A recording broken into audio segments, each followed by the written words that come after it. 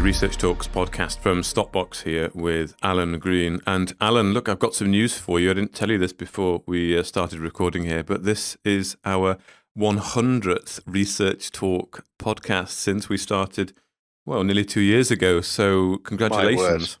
Well, thank you very much, and congratulations to you too, Mark. I mean, Stopbox have taken a quantum leap, I think, over the past year in terms of their profile and the number of companies they're interviewing now, and also the range of podcasts and programming that you're producing. But no, 100 podcasts is 100 research podcasts is a great milestone, and it's I think it indicates that we're doing something right out there, and what we say is resonating in some way with the investing audience. So, indeed, thank you, everyone. Yeah, indeed, and hopefully people enjoy listening to them. I do enjoy the way you sum up companies. I think it's very useful to get that perspective. But yeah, here we are, 100, and you've been along almost from the start of the journey. So that's good to have achieved that milestone. So today we're talking about two companies in the Paterson region of Western Australia.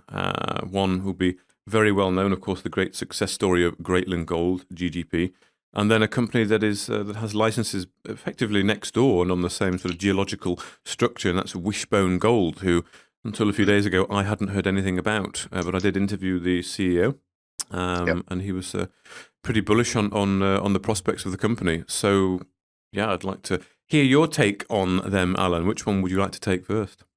Well, I think that there's a great fit between the two because of course they both operate, as you say, in the Paterson region. So I'm going to start with Greatland because I think it's taken some major steps in recent weeks in regard to securing its funding for the Havieron project. But I'm just going to undertake a summary of the group first of all.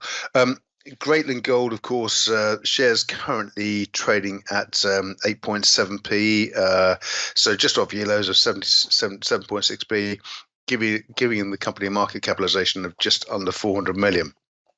As we know, back when the discovery was made, the Havieron discovery was made, that literally it's something that as investors, if you're investing into a mining and exploration company, you're looking for and hoping for a discovery on the scale of Havieron, because it literally changed the company's fortunes within a very short space of time. The company went from a 25 billion market cap to being valued at close to 1.5 billion at one point.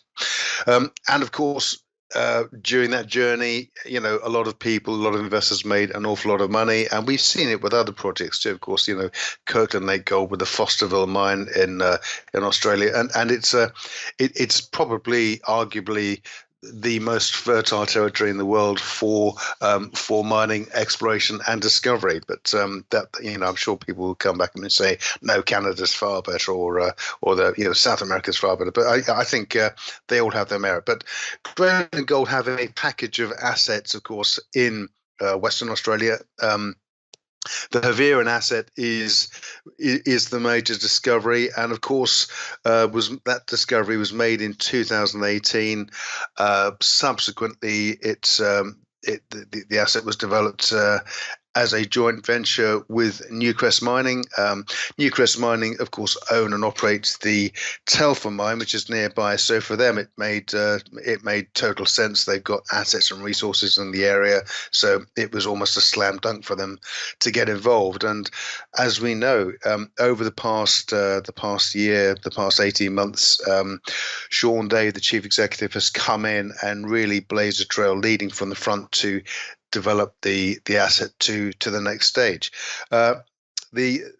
During this time, of course, as work has been undertaken in the area, there's been multiple drilling campaigns into Havieron just to explore the asset.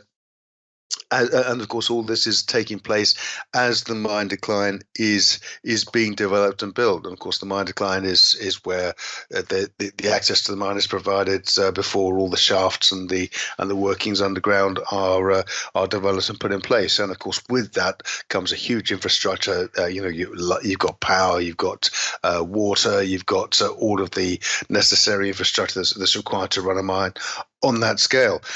During the time of we've seen the asset size develop, and of course a number of satellite anomalies that were initially discovered have developed into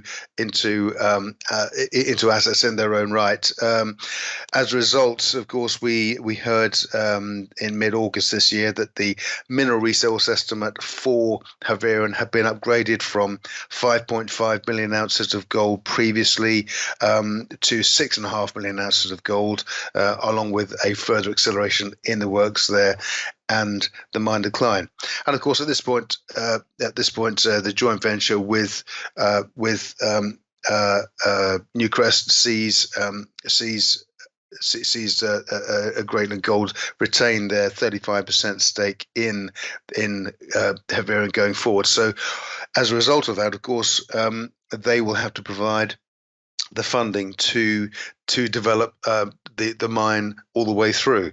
And in a landmark announcement it was a few days ago, in fact, from Greatland, the company announced a number of changes. It announced firstly it had secured $340 million in funding, which would take Havieron all the way through to completion, to production.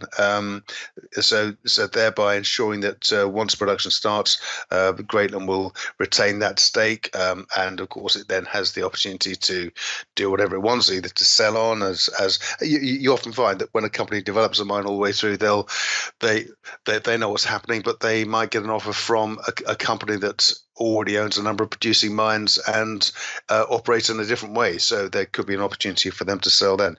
Nonetheless, the combination of funding has been provided through 220 million Australian dollars of debt funding and a 120 million equity investment by a company called Wailu Metals, a privately owned company.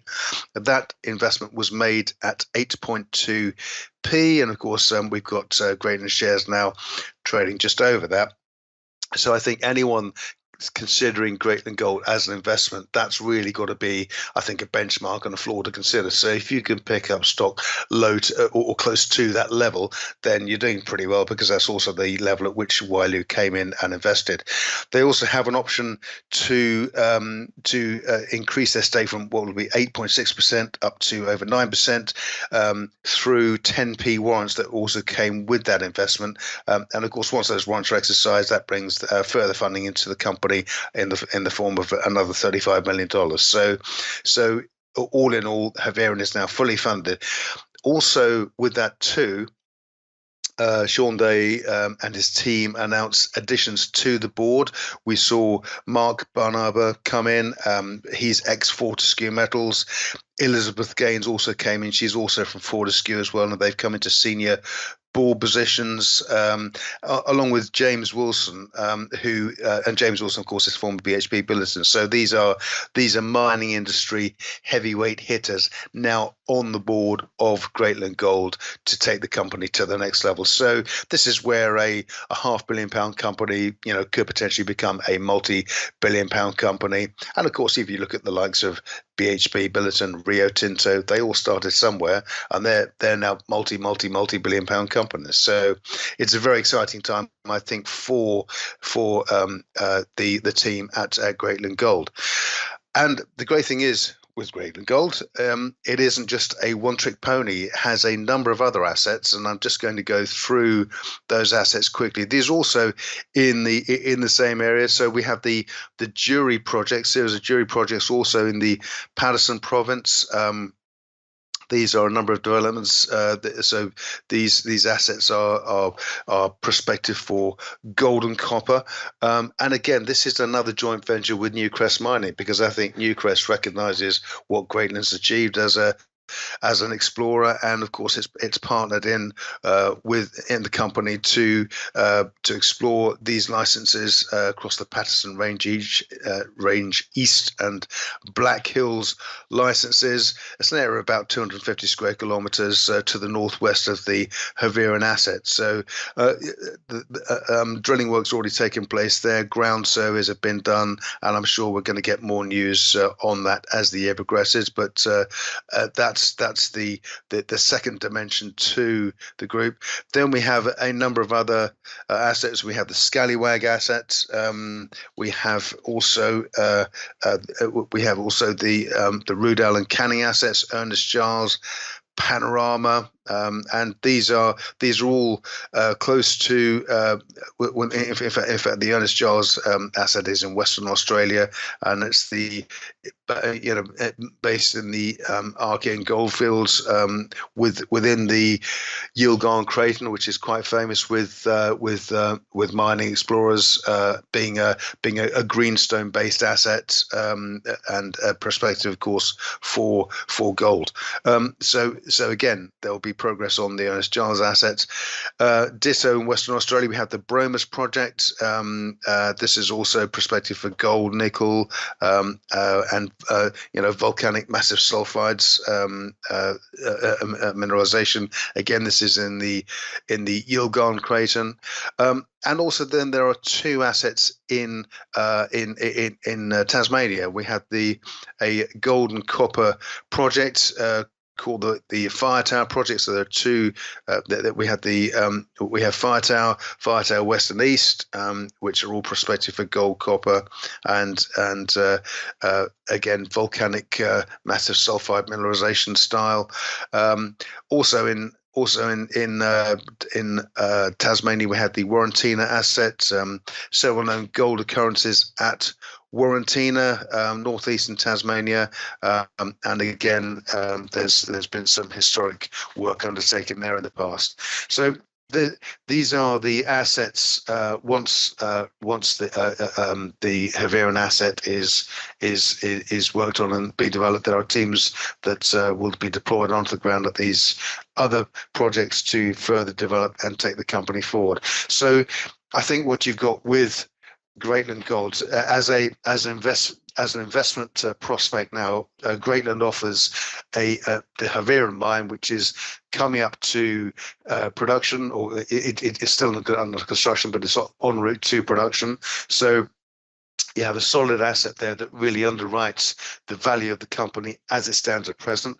We now know that's fully funded, so we've got funding all the way through to production. That's very important. That's a big step forward. And then we've got the blue sky opportunities with all these other assets that I've just outlined. So Sean Day has overseen the transition for Greatland from this company that made that amazing discovery, and also, of course, as we know, Greatland won an award for that discovery in 2021, the Commodity Discovery Award. So he's overseen the company's evolution from the company that discovered Havieron to a multi-asset company with a mine that's close to production, producing, this from this 6.5 million ounces of gold. That could well expand, of course, with the additional drilling work that's being undertaken there. And then, of course, we've got this range of other assets. I think most notably the Jury projects, because, of course, that's a further joint venture with Newcrest. So the future certainly looks very exciting for Greatland Gold as we stand and look at it right now. Oh, no, it definitely does. And of course, that recent news where they raised an awful lot of money, wasn't it? Like 220 million in debt funding. And they've almost, was it almost a single guy? Andrew Forrest, I think, is his name. Yeah, it become, I think that the phrase was, not significant, it was more than significant shareholder. It was influential shareholder and almost... going against Newcrest. So it's going to be quite interesting what happens there. But that's a serious project with some serious backing behind it now. And who knows, maybe we'll go on to become the next Newcrest itself or Rio even, I don't know. Well, I think that's the exciting thing, Mark, because, of course, we're very much at the junior end of the market. So, Greatland Gold was very much a company in that,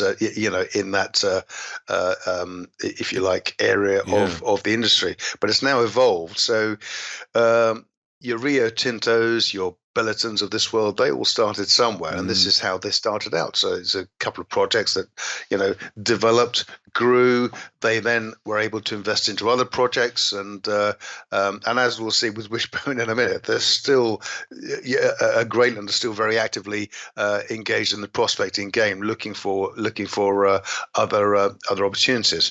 But they've got this raft of other projects. The Jury, which is a joint venture with Newcrest Mining. Yeah, Newcrest recognised, that they've got a pretty prolific explorer in Greatland Gold. So I think any opportunities they get, then they'll probably look at them together. And Newcrest, obviously being a major operator in the area with the Telfer mine, has got resources close by that it can bring to bear. And that's, strategically, you've got to make, when you've got a company that's developing an asset or has discovered an asset, that's very much the next step.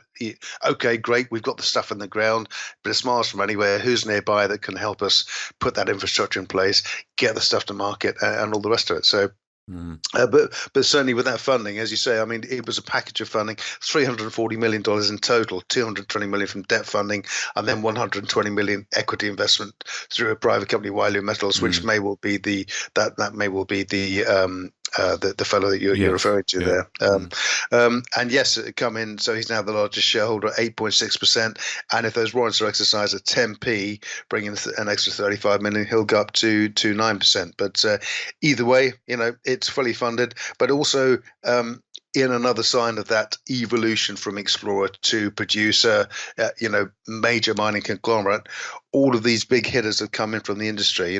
Mark Barnaba from Fortescue Metals, coming in at a senior level. Elizabeth Gaines from the same company. James Wilson, BHP Billiton, and that's in addition to a number of other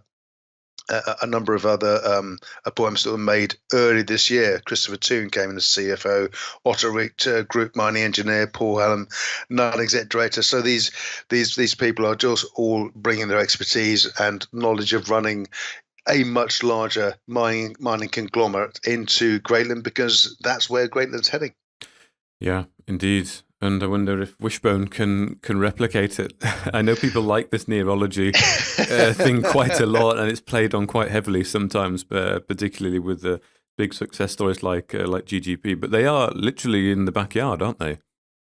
Well, they are, and Wishbone is completely different in terms of its structure. So it's an AIM and Aquis listed mining and metals exploration group.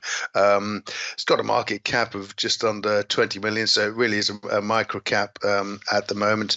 Shares have already traded as high as 17.2p, currently trading at just over 9.5p, and that's off a year low of 5.8p. But interesting chart. If you look at the chart since March, if you're a chartist, you're looking at a series of higher lows where the share price has gone up and then come back, and it's notched a series of high lows every time. So a chartist would look at that chart and say, wow, we're actually at a pivot point right now in that. And I'm sure Zach Meir, or experienced chartist, would come up with a technical term for that. But certainly we're at an inflection point right now, charting wise. So Wishbone is. It's quite unique in that it's a Gibraltar-based mining company with two operating companies in Australia. Now, the chairman and chief executive, of course, you interviewed, Mark, Richard Polden, and Richard Polden certainly has been he's been in the industry for many years. I know Richard through meeting him with some of the contacts I have up in the city. And of course, Richard's been involved with Sirius Minerals. He's also chairman at Valerian Blockchain, which has had a phenomenal couple of years.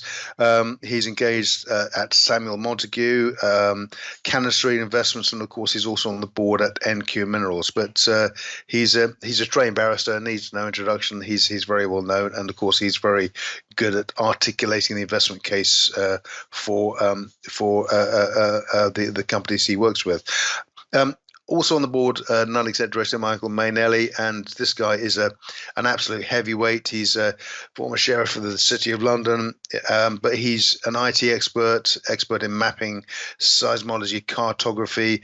He's done work for the Ministry of Defence. He's a computer and IT specialist, and he's been involved in a number of technology companies. So I find it very interesting that he's on the board of Wishbone, because I think when you get that, have the sort of perspective that Michael Mainelli's got, then you can actually look at you can often look at maps and surveys and magnetic surveys and 3D models, and probably see something that maybe you or I will miss, or perhaps a conventional geologist might even miss. 3 other non-executive directors on the board. Alan Gravet, who's a banking expert based in Gibraltar. Non-exec Jonathan Harris, also former FD at Sirius Minerals, and non-exec Sam Hutchins, who is a gold and resources fund manager.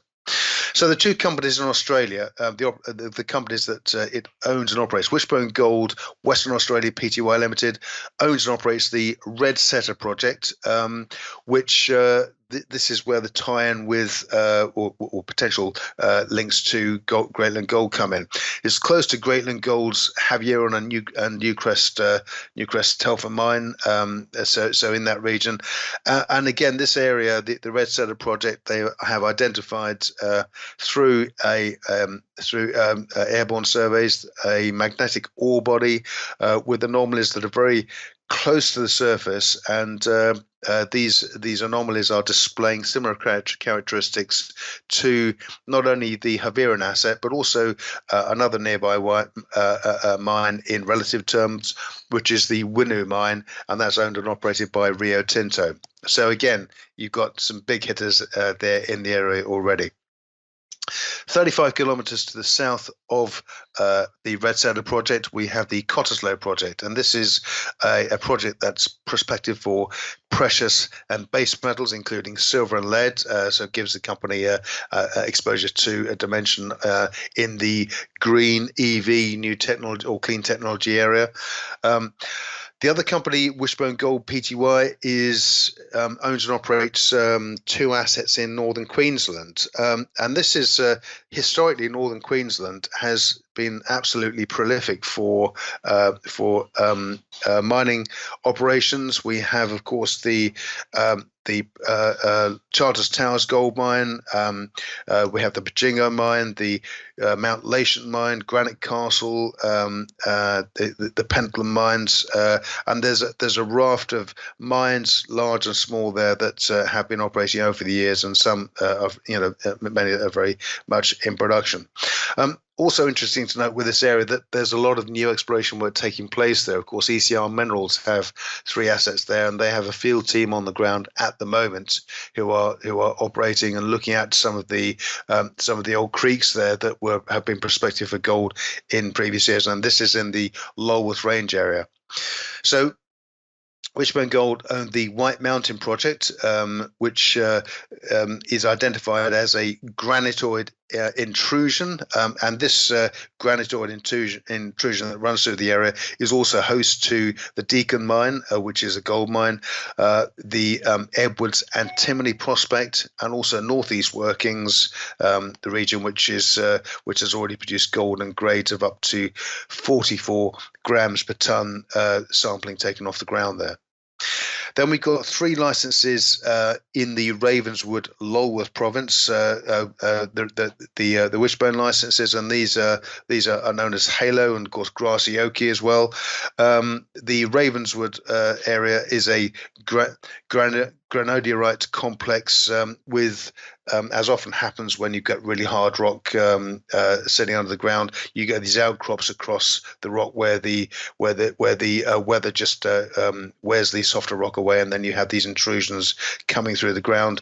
And this is also bounded by a shear zone structure, and of course where you get the shear folding in rocks, that's where you get these pockets of mineralization, and that's well known for gold mineralization, and of course has a lot of the anomalies like this have have been the main source of feed supply, if you like, to the mines in the area. And I've already covered those, of course: Charters Towers, Pajingo, Mount Nation, and so on. It's been a very eventful few months again for Wishbone, although I mentioned the share price activity on the chart just now. I think you can see a direct response to the news and the developments at Wishbone with the movement of the share price. So the company announced its results for December up to December 21. At the end of June, and they stated that the efforts that they were making over the past few years, of course, have been hampered by COVID lockdowns. We know this with other companies working in the area. I mean, ECR is a very good example. The companies have it's been very much a stop-start process. There are still delays at laboratories in getting lab samples back, and of course, this has been prevalent and a feature of many companies operating in the area. Nonetheless, the company ended the year with cash of $3 million. That's compared to $1.6 million the previous year. Admin costs of just under $1.2 million, up from $814,000 the previous year. August the 17th, the company, Wishbone, said that back to Red Setter. Of course, this is close to the Havieron and Newcrest mines in Western Australia. Wishbone said that the initial visual results it reported at Red Setter at the start of August prompted the company to source a second rig. That was secured and started working in the area. Through that drilling work, the company intersected multiple zones, and these zones included quartz veins, carbonate and chalcopyrite, and pyrite as well. Drilling in the region, particularly a 3.5 kilometer by 1 kilometer zone, where they drill into these magnetic targets. And Richard Bolden said, it was very encouraging to see the sulfides come out of the ground, both from 57 meters and also further down hole 2, which indicates the size of a much larger ore body. Then a few days later in August, the company announced it had acquired an option for $25,000 to acquire 100% of the Anketel gold and copper project, 85 kilometers north of the Red Setter asset. So again, in the same region. They paid $25,000. They've got a 90-day option that if they proceed and acquire 100% of the asset, they pay a further $50,000 and also issue a further 2 million shares in Wishbone at 14.75p. So again, well ahead of where we are now. Interesting to note that this was the Anketel gold and copper project. There was a bidding war effectively that took place here between 7 companies. These companies included FMG Metals and Greatland Gold. So back to my point that I made with Greatland, that Greatland is still very active on the prospecting front and are looking at other assets and making bids for other assets. So it's highly significant. I think that Wishbone came through and secured the option here. So, of course, we're going to hear more about Anketel in the next few days. Then on September the 6th, the company announced it had raised 2.37 million gross, and that's in a placing at 10.3p. So shares are just under that now. So if you buy the shares now, you're actually in just under the placing price. There was a warrant that came with that too. This is to fund the expanded exploration campaign at Red Setter, given the results that I spoke about just now. And also the company is going to launch an initial drilling campaign into its other asset in the area, which of course is the Cottesloe project, 35 kilometers south of Red Setter, looking there for silver, lead, and other key battery metals. So on September the 8th, the Wishbone launched a high resolution gravity survey over the area, following the drill results at Red Setter. So it's looking to identify further targets to expand that drilling campaign. These results are due end of September, so that's about 10 or 12 days away. So any time now, and then. further on from that, if we go back to Eastern Australia again, and again this is back to the Halo and Grassioki assets, a reverse circulation drilling campaign that was undertaken there in June, revealed firstly a halo, thick intercepts of copper. So a big area, 124 meters at 0.34% copper, which is pretty significant. And in some areas, in some parts of that, in the primary zones within that the halo area, it was pulling out between 1 and 2% copper, which is hugely significant. So some of the funds raised will no doubt be used to accelerate their knowledge of halo. Again, Grassioki, also within the same area, identified similar characteristics to the mesothermal granite vein systems hosted at the big mines in the area. I mentioned Charters Towers already, also Hadley Castle, another mine there, and Grassioki, very high, was noting high grades for gold, silver, and copper across the area. And Richard Bolden said, this is really exciting. It's the first ever drill holes into the Grassioki asset, and it's come up with those sort of numbers already. So, one senses, and if you look at the share price chart, as I say, one senses that Wishbone is very much on the cusp of exploding into life, because we could see with that magnetic survey due back from Red Setter at the end of the month, we could see some more data that could indicate a larger find. And then, of course, we've got the assets in North Queensland too, which I think the assets in North Queensland, if the further work there bears out what the early finds indicate, then that could be highly significant, not only for Wishbone Gold, but for other operators in the area too. Yeah, excellent. Okay, well, thank you, Alan, for summing that up quite well. I did like the fact that the company effectively pivoted quite successfully, I would say, during the COVID, because they were a gold, not necessarily a dealer, but they were sort of in gold trading, I think, before the pandemic, and then of course pivoted around there to go into exploration. They had some sort of licenses sitting around, but they sort of took it more seriously. So you really are at the sort of start here, aren't you, of quite an exciting journey. I mean, similar, if you like, we talk about Power Metals and FDR, the upcoming IPO. They've got licenses, of course, in this area, but they're heading towards IPO.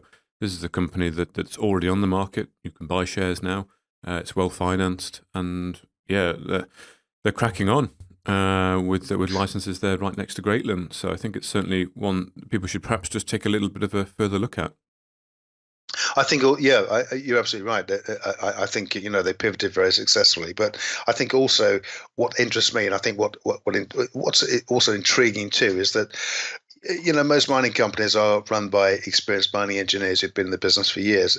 Not so here. They've got people on the team that have a lot of experience in mining. But Richard Bolden, with his background, and Michael Manelli with his background, they're very much